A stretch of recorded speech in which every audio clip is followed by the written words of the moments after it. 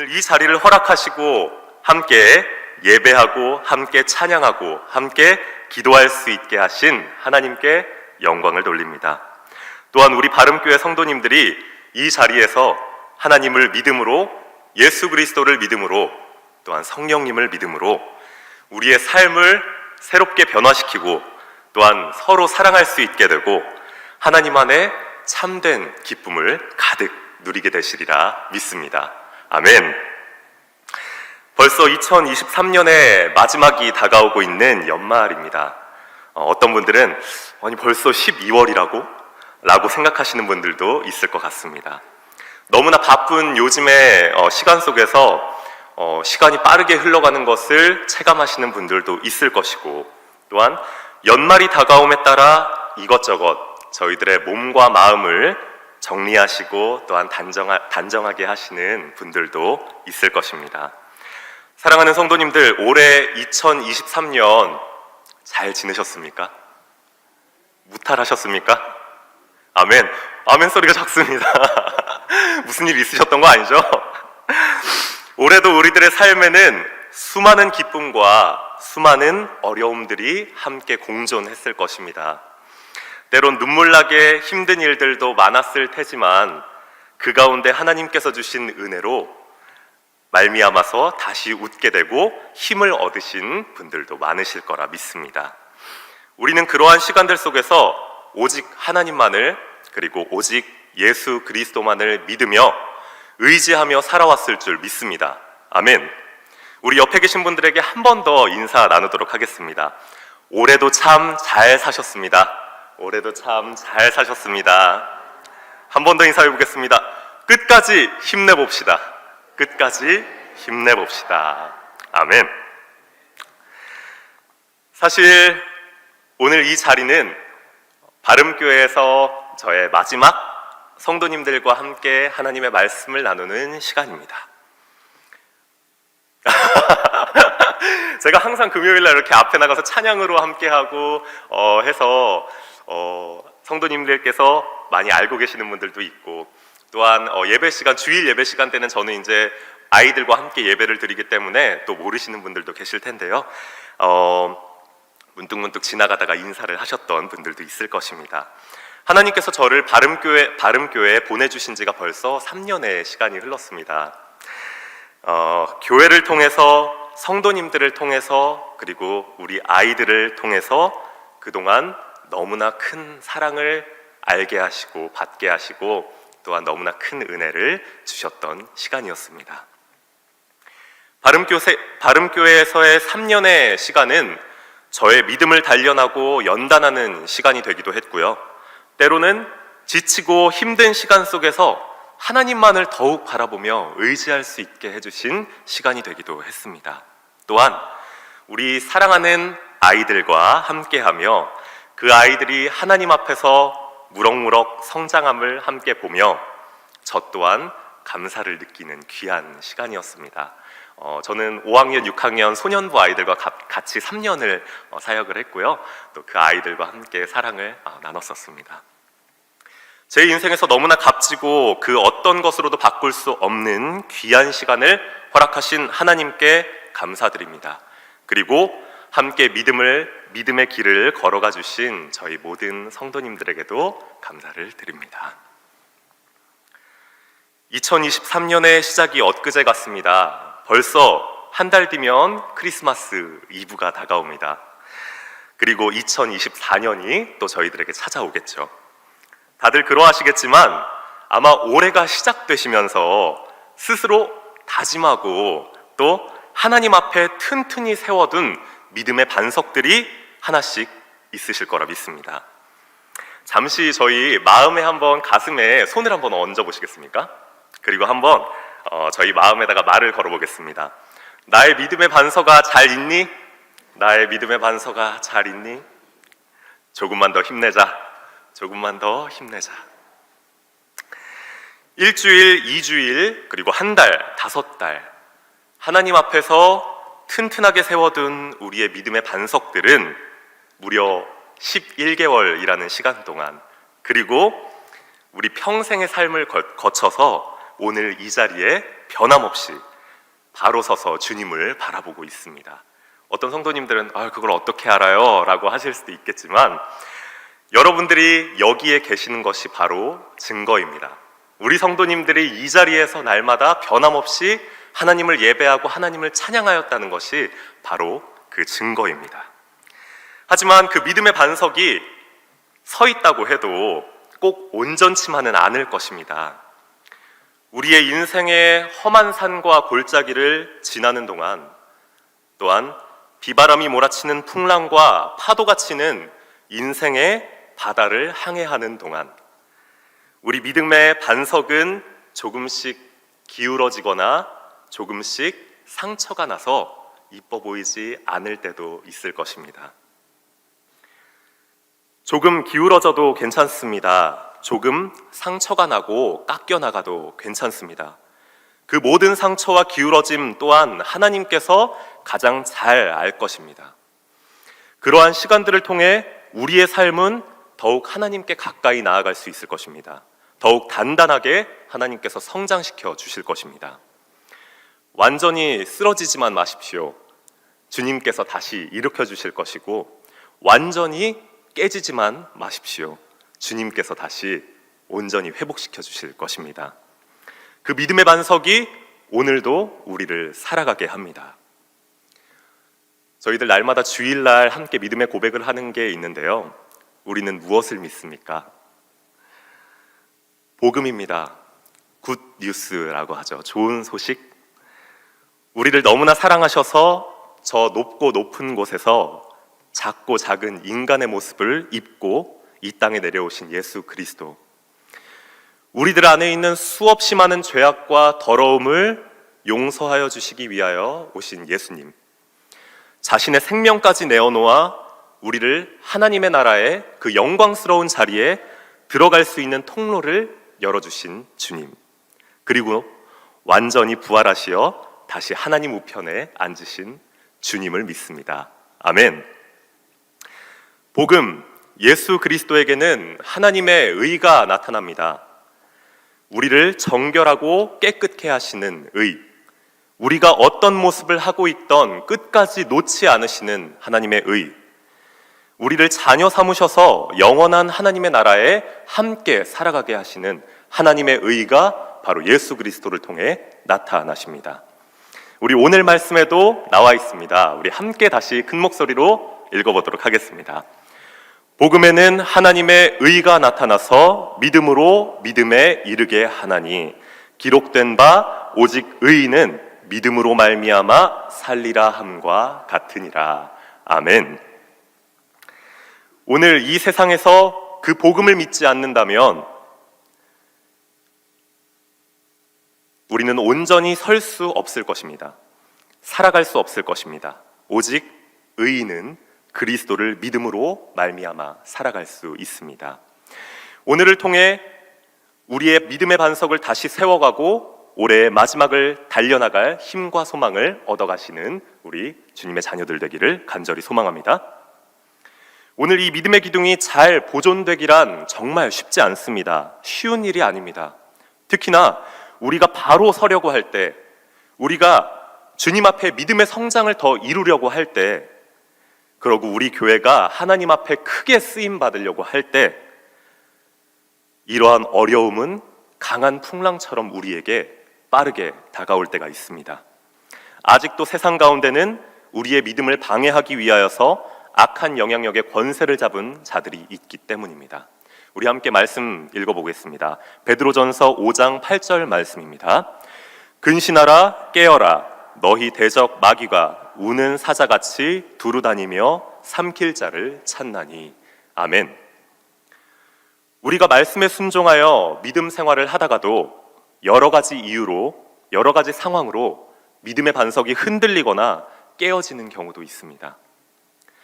처음에는 하나님만을 찬양하는 그 섬김의 마음 가운데 어느 순간 나의 존재가 불쑥 튀어나올 때도 있고요. 나의 열심이 나의 칭찬이 될 때, 하나님을 향한 뜨겁던 사랑이 식어지고 섬김 가운데 얻었던 기쁨은 사라지게 될 것입니다.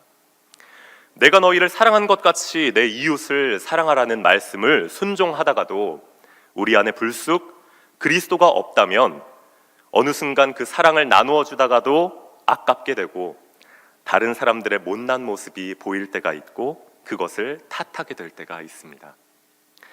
서로 협력하여 선을 이루어 가야 하는데 서로 경쟁하기도 하고 때론 불평을 내어놓기도 하고 서로를 시기 질투하는 경우도 생겨날 때가 있습니다.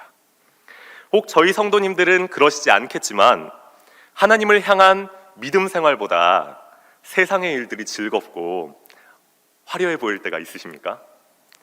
세상의 화려함과 물질들이 더 풍요로워 보일 때, 그럴 때 우리의 믿음의 반석은 그 어느 때보다 강하게 흔들릴 때가 있습니다. 우리 안에도, 이 교회 안에서도 그런 일이 생겨나지 않을 것이라는 보장은 없습니다. 그래서 우리는 깨어 있어야 합니다. 우리의 영적인 눈과 우리의 마음을 항상 열어놓으시기를 소망합니다. 아멘. 의학 용어 중에 골든 타임이라는 용어가 있습니다. 혹시 성도님들 들어보셨나요? 이 골든 타임으로 알려진 골든 아워는 사람이 외상을 입었을 때 내외과 치료를 받아서 죽음에 이르는 것을 방지할 수 있는 가장 중요한 시간을 뜻합니다. 심장 정지가 일어나서 호흡 곤란 시 약 4분에서 6분 이내에 심폐소생술을 하지 않으면 뇌에 산소가 공급되지 않아서 뇌사 상태가 일어나게 됩니다. 또한 여러분들도 잘 아시는 병 중에 뇌졸중이라는 병이 나한테 직감적으로 왔을 때 병원에 3시간 이내에 도착하지 않는다면 그때 심각한 뇌에 손상이 온다고 합니다. 우리의 신앙에도 우리의 믿음을 살게 하고 강하게 하는 골든타임이 존재합니다. 1분 1초라도 우리의 영적인 상태에 문제가 되는 것이 있는지 빠르게 확인하고 조치를 취해야 합니다. 바로 우리가 처음으로 예수님을 만나고 즐거워하였던 그 복음을 회복하는 것, 나에게 찾아오신 예수님이 나의 모든 아픈 상처와 또한 모든 몸에 있는 병들을 회복시켜 주셨던 그 기쁨, 우리를 영원한 하나님의 나라로 초대해 주신 그때를 우리는 기억하며 하나님께 나아가야 합니다. 가장 믿음의 힘이 강력했고 누가 보아도 무너지지 않을 것만 같았던 믿음의 반석이 굳게 서 있던 시대가 있었습니다. 하지만 잠시 방심하던 사이에 그들의 믿음의 반석은 무너졌고 그들의 믿음의 반석이 깨어졌을 때가 있었습니다. 때는 1500년경의 교회의 모습입니다. 그때는 아직 카톨릭과 개신교가 분리되어 있지 않았던 서구 교회의 모습입니다. 아주 오랜 시간을 거쳐서 하나님의 영광을 누려왔고 그 은혜를 가득하게 누림으로 부를 축적하고 당대의 가장 강한 힘을 얻었던 교황과 서구 카톨릭 교회, 그들은 점점 그들이 세웠던, 그들을 살게 했던 믿음의 반석들을 스스로 무너뜨리기도 하고 스스로 상처 입혔었을 때가 있었습니다.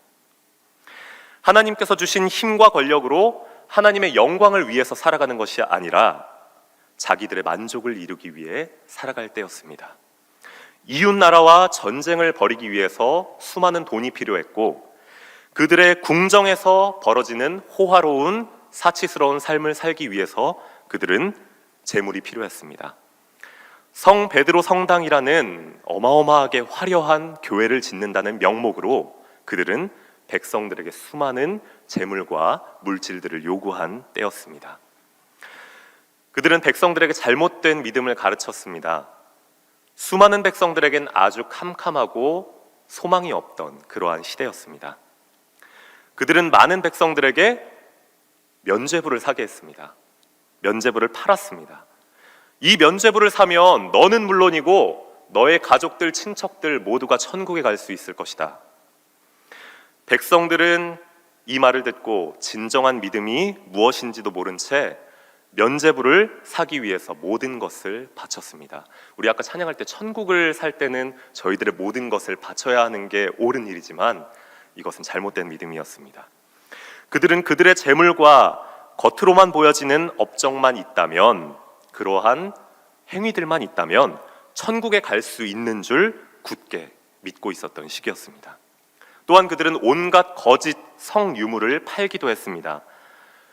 찾아보니까요, 말뼈다귀나 소뼈를 가지고 이것은 옛날 성인들의 유골입니다 라고 하면서 거짓 성유물도 팔기도 했다고 합니다.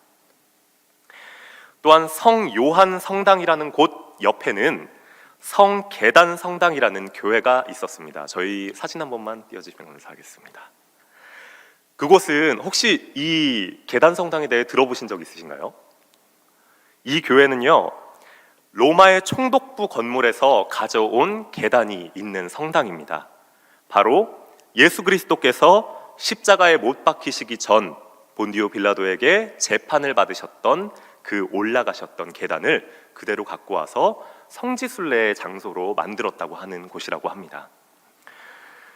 총 28개의 대리석으로 이루어져 있으며 아직도 그곳에는 예수님이 흘리셨다는 보혈의 자국이 남아있어서 그것을 보존해놨다고 해요. 그래서 수많은 사람들이 지금도 성지순례의 장소로 유명한 장소이며, 지금도 보면 그곳에 입맞춤을 하며 그들의 믿음의 고백을 하는 그러한 유명한 장소이기도 합니다. 이 계단을 오르는 이유가 무엇이었을까요? 바로 예수 그리스도의 고난을 함께 묵상하며 자신의 죄를 고백하고 고행함으로써 죄를 극복하기 위함이었습니다. 그 시대 때는, 우리가 말하고 있는 그 시대 때는 어땠겠습니까? 셀 수 없이 수많은 사람들이 이 계단을 그냥 걸어 올라간 것이 아니라요, 자신들의 무릎으로 기어서 올라갔습니다. 때로는 교황의 얼굴을 알현하기 위해서 그 계단을 오를 때도 있었습니다.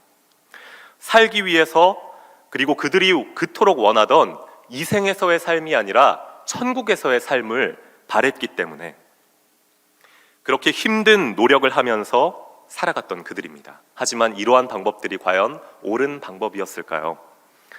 예수님을 뒷전으로 하고 하나님을 뒷전으로 한 채 다른 것에 시선을 돌리고 또 하나님을 온전히 바라보지 못하고 그저 눈앞에 있는 것만 바라보고 실천하던 때를 말입니다.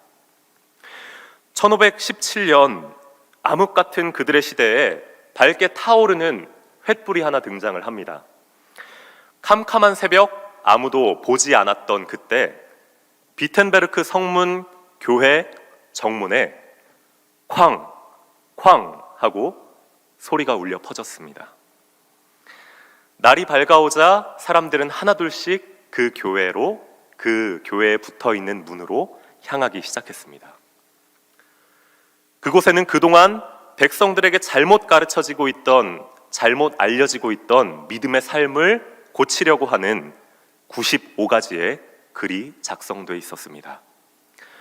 그동안 백성들은 자신들이 믿고 따라왔던 믿음의 삶이 옳지 못한 행위, 거짓된 행위인 것을 깨달았습니다.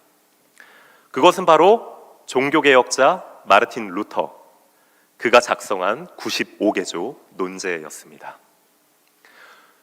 루터는 수많은 백성들과 자신의 믿음의 반석을 바로 세우기 위하여 자신의 목숨을 걸고 그 믿음의 실천을 보였습니다. 그때로부터 1517년 종교개혁이 일어나게 됩니다. 그가 외쳤던 한 가지 선포의 외침이 있었습니다.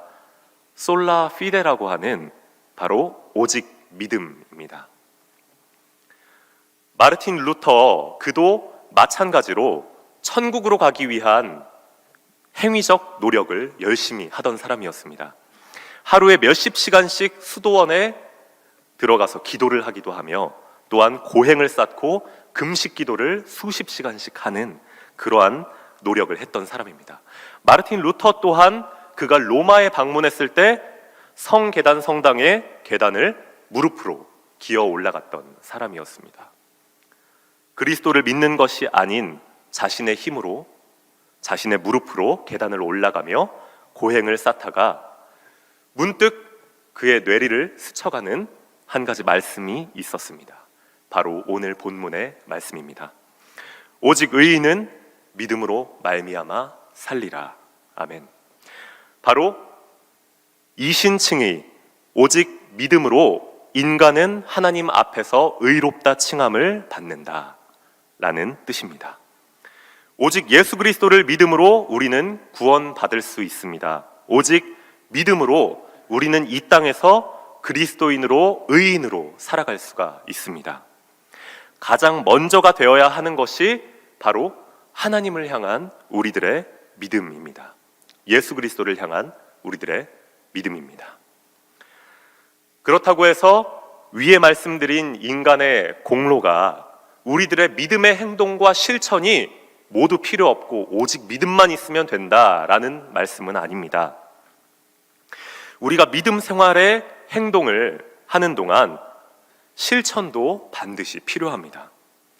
다만 우리가 그 실천을 이룰 수 있는 것 또한 바로 하나님께서 주신 은혜, 하나님께서 주신 사랑을 믿을 때 우리는 우리의 행동과 실천을 올바로 실행할 수 있는 것입니다. 하나님께서 반드시 우리에게 믿음의 고백뿐만이 아니라 우리들의 믿음의 실천과 행동을 요구하실 때가 있습니다. 우리 마가복음 9장 17절, 18절 말씀을 함께 읽어보도록 하겠습니다. 무리 중에 하나가 대답하되 선생님, 말 못하게 귀신 들린 내 아들을 선생님께 데려왔나이다. 귀신이 어디서든지 그를 잡으면 거꾸러져 거품을 흘리며 이를 갈며 그리고 파리해지는지라. 내가 선생님의 제자들에게 내쫓아 달라 하였으나 그들이 능히 하지 못하더라. 제자들과 많은 사람들이 그 귀신 들린 아이들을 예수님께로 데려옵니다. 그의 제자들이 이미 그 아이를 위하여서 수없이 기도하고 열심을 낸 이후의 상황이었습니다. 근데 그때도 그 아이에게 들어갔던 귀신은 나오지 않습니다. 그리고 그의 아버지가 이렇게 외칩니다. 주님, 무엇을 하실 수 있거든 우리를 불쌍히 여기사 도와주소서. 예수님이 말씀하십니다. 할 수 있거든이 무엇이냐? 믿는 자에게는 능치 못함이 없느니라. 그때 그의 아버지가 이렇게 소리칩니다.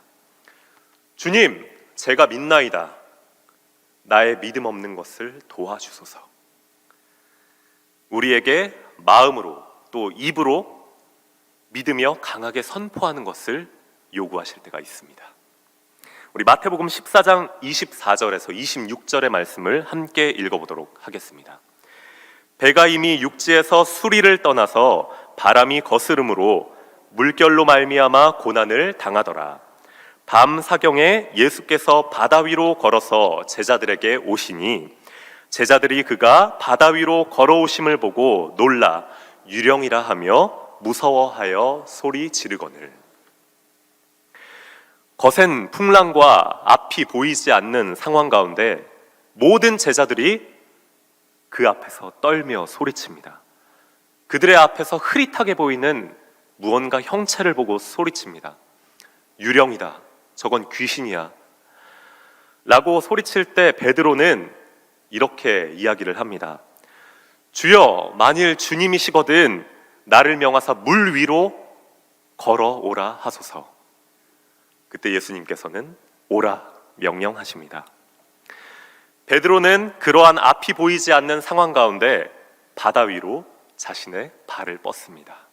그리고 물 위를 걸어갑니다. 주님은 우리에게 믿음의 고백과 동시에 우리의 믿음의 실천도 함께 원하고 계십니다. 오늘을 살아가시는 우리 바름교회 성도님들, 그리고 하나님을 믿으며 굳게 의지하며 나아가시는 성도님들, 오늘도 우리 믿음으로 고백합시다. 나는 주님을 믿습니다. 나를 구원하여 주소서. 나는 주님을 믿습니다. 나로 거친 풍랑 가운데 바다 위로 걷게 하소서. 주님을 향해 걸어가게 하소서. 나의 모든 삶을 지켜주시고 인도해 줄 믿습니다. 하나님 나라로 인도하여 주시옵소서. 우리 바름교회 성도님들이 마음으로 믿으며 또한 입으로 시인하고 또한 세상 가운데 그 믿음의 실천을 함께 외치며 나아가며 오직 하나님과 동행하는 삶을 살아가시기를 간절히 소망합니다.